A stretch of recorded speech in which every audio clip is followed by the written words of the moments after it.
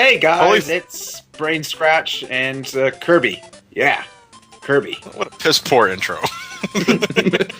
We're known for unprofessionalism, but that was just shit. You lost your Brain Scratch license, Ted.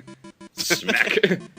Okay, fine. How about this? Hey guys, it's Kirby. Yeah, fuck yeah, Kirby. It's really short and easy and kind of boring and black and white. Kirby, right back up yours. So anyway, this is Kirby. Holy Kirby, I'm Australian for some reason. Unfortunately, there is no Antonio Banderas Meta Knight. No, this is Dreamland came before Adventure, didn't it? This is the first one, yeah. Okay. Which means that this is the only Kirby game where you can't copy abilities, which means it's really kind of fucking boring, honestly. It's bare. It's very bare. Thankfully, it's only like 4 levels long, so... next to Super Mario Land, this was the second ever Game Boy game I ever played. Mario Land and the Donkey Kong Land game were the first two for me. Yeah. Tetris! Okay, well, third. Tetris. I completely forgot about Tetris, I'm sorry.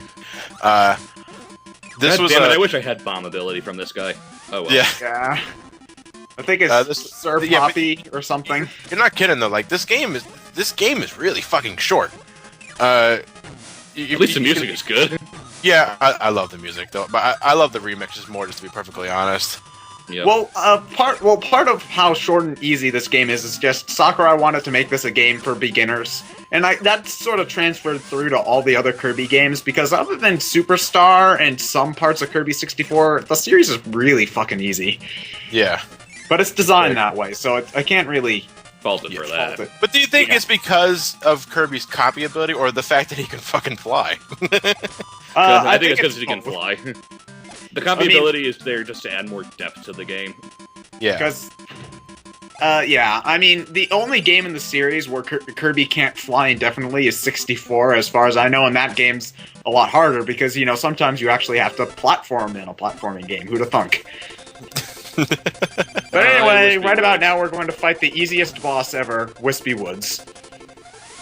Seriously, he doesn't move. Ever. He's a tree.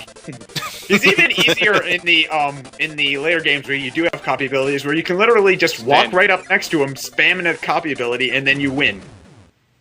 You don't have to try. Yeah, you beat up a tree.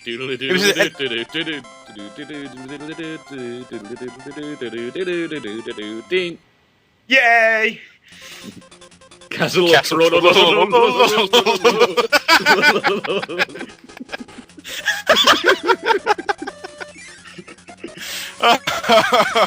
did I not see that? Oh man, this is why I don't watch the Raws ahead of time. What are Boos doing in my Kirby game? I don't know. Oh, fun fact anyway, this recording here is like the 9th time I recorded this game. When I got a new computer recently, so I had to refigure out how to get all my old recording methods to work. So I used Kirby's Dream Land, because it's really fucking short. And so it kept on fucking up for me, so I played this game like 9 fucking times before I finally got it to work. Yeah, well, it's still a really short game, so 9 times still only took you about an hour. Hey look, it's Low. No, that's Lololo. Lololo's the girl. Yep. Which you can tell because it has a bow on its head. Totally female. Yeah. Anyway, I'm pretty sure this level's non-linear. There's like no set way to go. There's like different pathways, but it all seems the same. It's a Game Boy game. Yeah. Yeah. Super spicy curry. This is where it came from. Just so you know. Really, it was Kirby there. Yep. Alright. Though they don't bring it back in any other Kirby game. I mentioned, this was one of the first Game Boy games I ever played and beaten, but at the same time, it's been years since I last played this game. I think early 90s was the last time I played Kirby's Dream Land. I completely forgot about the spicy curry. Well, the thing is that they remade Kirby's Dream Land in Superstar, and it's a lot more fun because you have copy abilities, so this game really doesn't need to exist anymore. And Nightmare in Dreamland. No, Nightmare in Dreamland is Adventure. My bad. Well, yeah. Well, I mean, you don't really need to play Adventure either, because Nightmare in Dreamland's out. Hi, Lo, and la. There's a if any of you guys go into post recording and replace it with Trollololo. I'll think about it. So one of my favorite Brawl in the Family strips is that it's like King DDD's having boss editions, and then you see these like, Lola come in, and then he's like, okay, so what's your guys' powers? It's like, watch this, and they start pushing boxes, and then King DDD's like, holy smoke, you guys are hired. Oh, damn. I had to find my girlfriend! Shut up. No, he doesn't. Hi, will you guys help me find my girlfriend? No! Is there something else you're referencing that I don't... Jesus Christ, man. I really It's one wish of I the knew Nintendo. Yeah, it's one of the Nintendo videos. Then I had to remember what you guys... I've seen all of those videos. Wow, what an asshole. Oh, Kirby, you're so stupid. Stupid!